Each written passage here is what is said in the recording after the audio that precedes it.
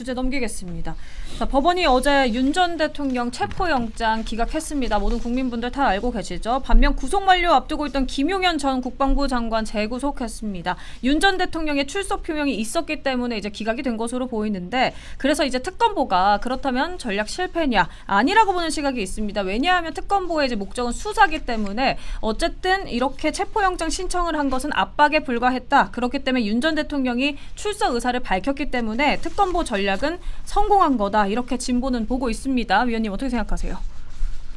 특검이 소환 요구를 하지 않고 바로 체포영장 청구를 했기 때문에 그 법원이 받아들이지 않는 거죠.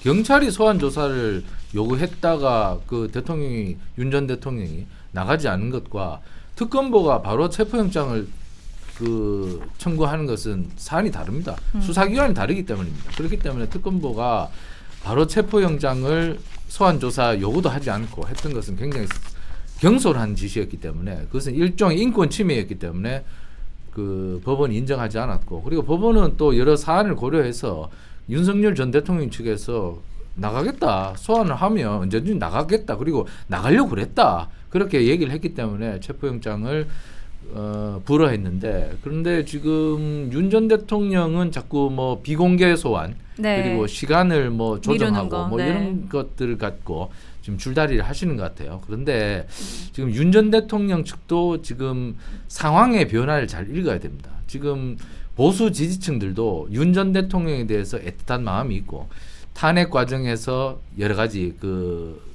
윤 전 대통령이 열심히 했던 부분, 그리고 윤 전 대통령이 야당의 폭거에 맞춰서 열심히 싸웠던 부분을 인정하고 있습니다. 하지만 이제 상황이 바뀌어서 윤 전 대통령 스스로 짊어져야 될 부분은 윤 전 대통령이 보수 지지층들에 대해서 짐을 지우지 않고 자기 스스로 이제 짐을 지우고 가야 됩니다.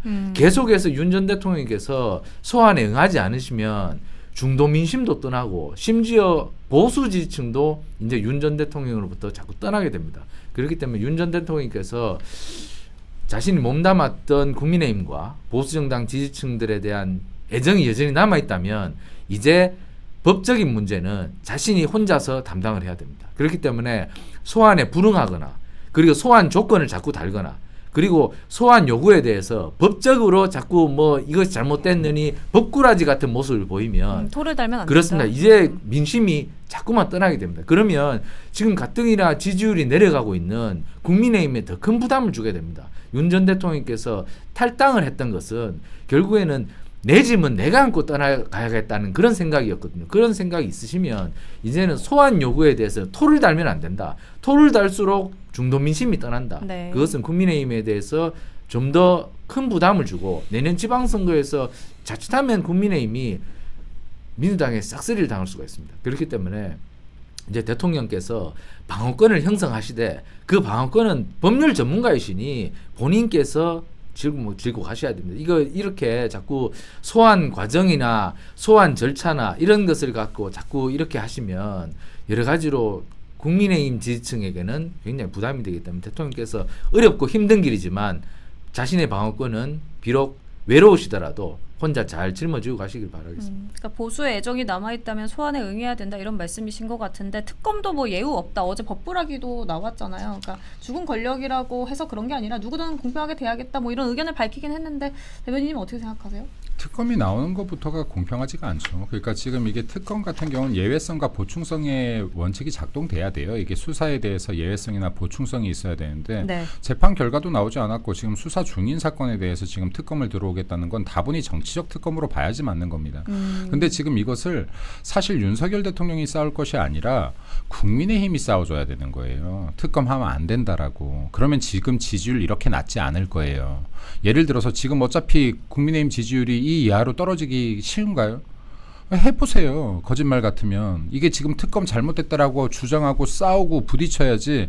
야, 빨리 윤석열 꼬리 자르기 하자. 꼬리 자르면 그 잘린 꼬리는 내 몸뚱아리 아닙니까? 예. 그러니까 이것을 지금 이게 야당이면 더 치열해야 되는 것인데 대변인님보다 네. 안 치열한 것 같은데요. 그러니까 왜 그런지 모르겠어요. 좀 치열해라. 치열하면은 이게 여기 보수 우파 국민들이 집결을 하는 것이고 치열한 싸움이 논쟁이 될 때야 중도에서도 누구 말이 맞는지 귀 기울인다. 네. 입을 닫고 있는 순간에 민주당이 하는 말이 다 맞는 줄 안다고요.